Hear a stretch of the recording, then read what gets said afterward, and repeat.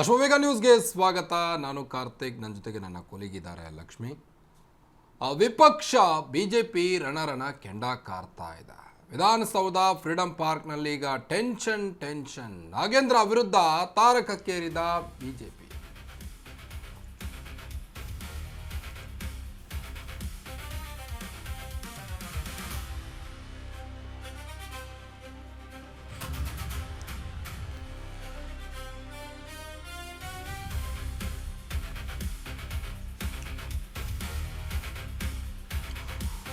ವಿಪಕ್ಷ ಬಿಜೆಪಿ ಈಗ ರಣರಣ ಕೆಂಡ ಕಾರ್ತಾ ಇದೆ.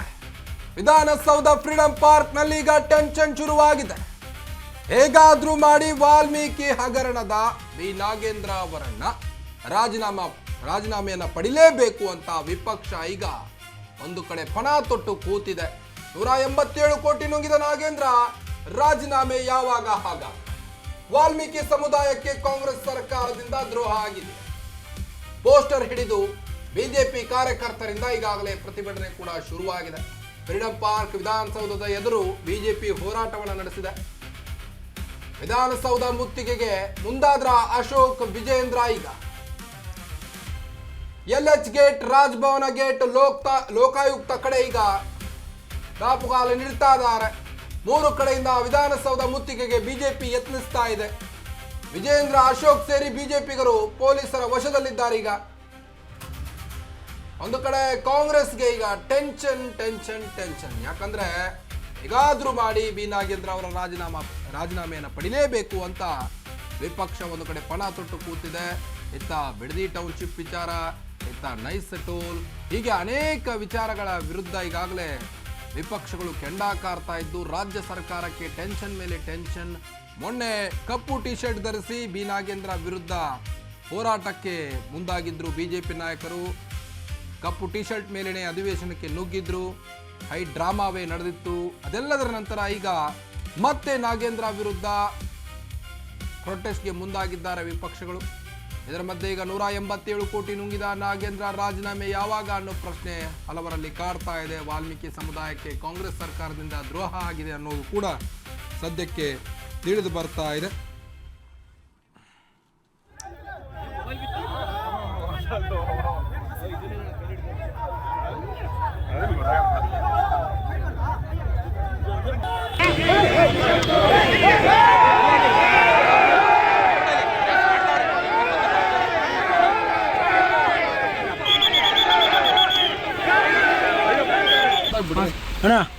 ಧಿಕ್ಕಾರ ಕಾಂಗ್ರೆಸ್ಗೆ ಧಿಕ್ಕಾರ.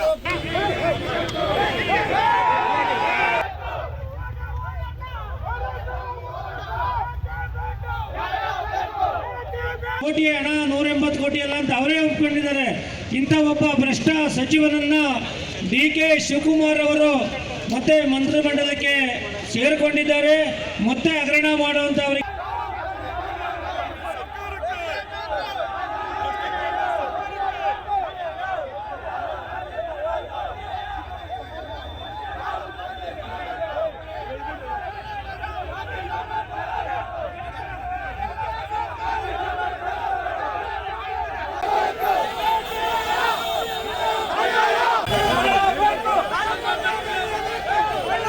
ಕೋಟಿ ಹಣ 180 ಕೋಟಿ ಅಲ್ಲ ಅಂತ ಅವರೇ ಒಪ್ಕೊಂಡಿದ್ದಾರೆ. ಇಂಥ ಒಬ್ಬ ಭ್ರಷ್ಟ ಸಚಿವನನ್ನ DK ಶಿವಕುಮಾರ್ ಅವರು ಬಣಿ ಬಗ್ಗೆನಷ್ಟು ಹೆಚ್ಚಿನ ಅಪ್ಡೇಟ್ಸ್ ಕೊಡ್ತಾ ಹೋಗ್ತಾರೆ ನಮ್ಮ ರಿಪೋರ್ಟರ್ ವಿವೇಕ್. ಏನೀಗ ವಿಪಕ್ಷ ಬಿಜೆಪಿ ಒಂದು ಕಡೆ ರಾಜ್ಯ ಸರ್ಕಾರದ ವಿರುದ್ಧ ಕೆಂಡ ಕಾರ್ತಾ ಇದ್ದು, ಹಾಗೇನಾದರೂ ಆದರೆ ಇವತ್ತು ತೀವ್ರ ಸ್ವರೂಪ ಏನಾದರೂ ಪಡೆದುಕೊಂಡ್ರೆ ಇವತ್ತು ನಾಗೇಂದ್ರ ಏನಾದರೂ ರಾಜೀನಾಮೆ ಕೊಡುವಂತ ಸಾಧ್ಯತೆ ಏನಾದರೂ ಇದೆಯಾ? ಡೀಟೇಲ್ಸ್ ಕೊಡೋದಾದ್ರೆ. ಎಸ್ ಕಾರ್ತಿಕ್, ಈಗಾಗಲೇ ಏನು ಕಳೆದ ಒಂದು 7-8 ದಿನಗಳಿಂದ ಕೂಡ ಅಷ್ಟೇ ಪ್ರತಿಭಟನೆಯನ್ನು ನಿರಂತರವಾಗಿ ಬಿಜೆಪಿ ಅವರು ನಡೆಸ್ತಾ ಇದ್ದಾರೆ. ಜೊತೆಗೆ ಅದಕ್ಕೆ ಸಾಥ್ ಕೂಡ JDS ನವರು ನೀಡುತ್ತಾ ಇದ್ದಾರೆ. ಒಟ್ಟಾರೆಯಾಗಿ ವಿಪಕ್ಷಗಳು ಎಲ್ಲರೂ ಕೂಡ ಸೇರಿ ಒಟ್ಟಾಗಿ ನಾಗೇಂದ್ರ ಅವರು ರಾಜೀನಾಮೆ ಕೊಡ್ಲೇಬೇಕು, ಯಾವ ರೀತಿಯಾಗಿ ಭ್ರಷ್ಟಾಚಾರ ಮಾಡಿದವರಿಗೆ ಮತ್ತೊಮ್ಮೆ ಸಚಿವ ಸ್ಥಾನ ಕೊಡಲಾಗಿದೆ, ಅವರ ರಾಜೀನಾಮೆ ಪಡಿಲೇಬೇಕು ಅನ್ನೋ ಆಗ್ರಹವನ್ನು ವ್ಯಕ್ತಪಡಿಸ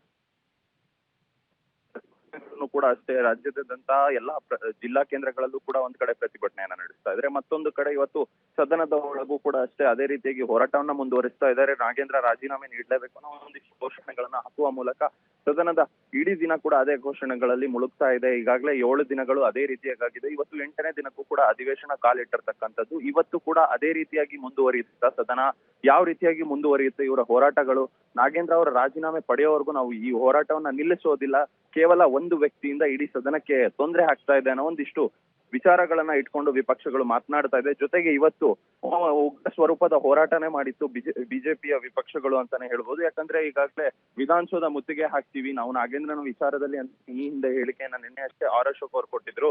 ಅದರ ಪೂರಕವಾದಂತೆ ಇವತ್ತು ಕೂಡ ಅಷ್ಟೇ ವಿಧಾನಸೌಧಕ್ಕೆ ಎಂಟ್ರಿ ಆಗುವಂತ ಎಲ್ಲಾ ಬಾಗಿಲುಗಳ ಮೂಲಕ, ಅಂದ್ರೆ ಒಂದ್ ಕಡೆ MS ಬಿಲ್ಡಿಂಗ್ ನ ಬಳಿ ಇರತಕ್ಕಂತ ಒಂದು ಬಾಗಿಲು, ಮತ್ತೊಂದು ಕಡೆ ರಾಜ್ಭವನ್, ಜೊತೆಗೆ ಕೆಂಗಲ್ ಗೇಟ್, ಈ ರೀತಿಯಾಗಿ ಎಲ್ಲಾ ಗೇಟ್ಗಳಲ್ಲೂ ಅಷ್ಟೇ ಮುತ್ತಿಗೆ ಹಾಕುವಂತ ಕೆಲಸಕ್ಕೆ ಮುಂದಾಗಿದ್ರು. ಎಲ್ಲರನ್ನೂ ಕೂಡ ಅಷ್ಟೊತ್ತಿಗೆ ಈಗಾಗಲೇ ಪೊಲೀಸ್ ಅವರು ವಶಕ್ಕೆ ಪಡೆದು ಕರ್ಕೊಂಡು ಹೋಗ್ತಾ ಇರ್ತಕ್ಕಂಥದ್ದು. ಈ ರೀತಿಯಾಗಿ ಒಂದು ಉಗ್ರ ರೀತಿಯಾದಂತ ಒಂದು ಪ್ರತಿಭಟನೆಯನ್ನ ಕೂಡ ಈಗಾಗಲೇ ವಿಪಕ್ಷಗಳು ನಡೆಸ್ತಾ ಇರ್ತಕ್ಕಂಥದ್ದು.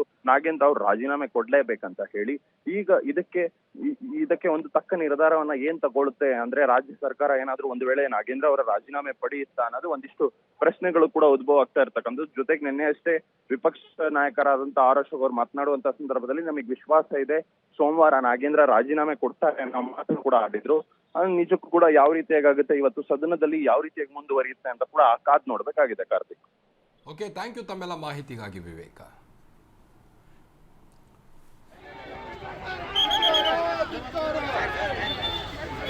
ಸ್ವಲ್ಪ ಕ್ಯಾಮ್ರಾ ಹಿಂದೆ ಇಕ್ಕರು.